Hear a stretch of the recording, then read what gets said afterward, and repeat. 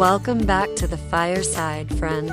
I'm Nelly, the story weaver, and tonight we travel to the lands of the Yoruba people in Nigeria of West Africa to explore a myth about a gift that was meant for all, but was almost hoarded by one. In the very beginning, when the world was new, Olodumare, the supreme creator, decided to gather all the wisdom of the universe. Every truth, every secret, every lesson from the paths of the stars to the secret of the smallest insect was carefully poured into a massive, sacred calabash gourd. Olodumare decided this wisdom was too precious to be kept hidden, but he needed a caretaker. He chose the elder Baba Iroko, a revered man who thought himself the wisest in the village. Olodumare handed him the heavy, glowing calabash and said, "Baba Iroko, guard this well.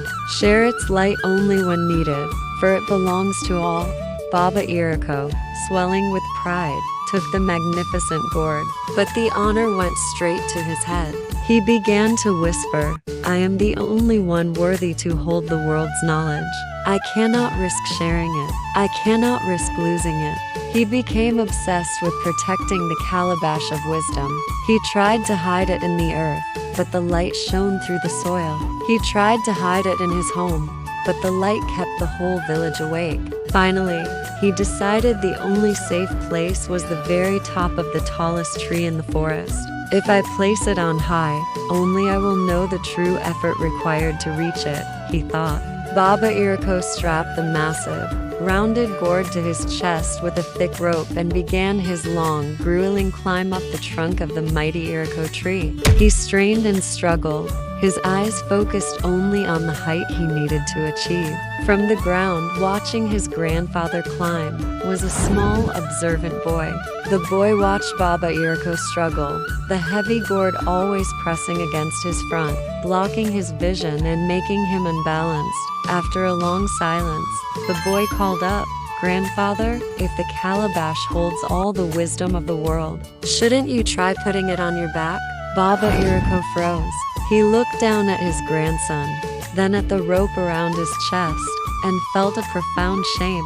In his arrogance to possess the wisdom, he had become blinded to the simplest common sense. Overwhelmed by this sudden realization, Baba Iroko's grip slipped. The great calabash of wisdom tumbled from the heights. When it struck the ground, it shattered into a million tiny, sparkling fragments. The wisdom which Baba Iroko had foolishly tried to keep to himself flew everywhere.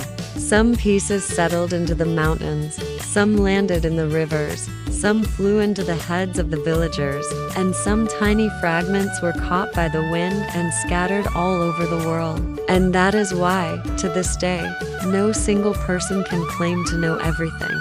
We must each gather our own small fragments of wisdom, and we must always listen to the quiet voice of others, even a child's, to find the pieces we are missing. The greatest lessons are rarely taught with a shout. They are whispered in the rhythm of the drum.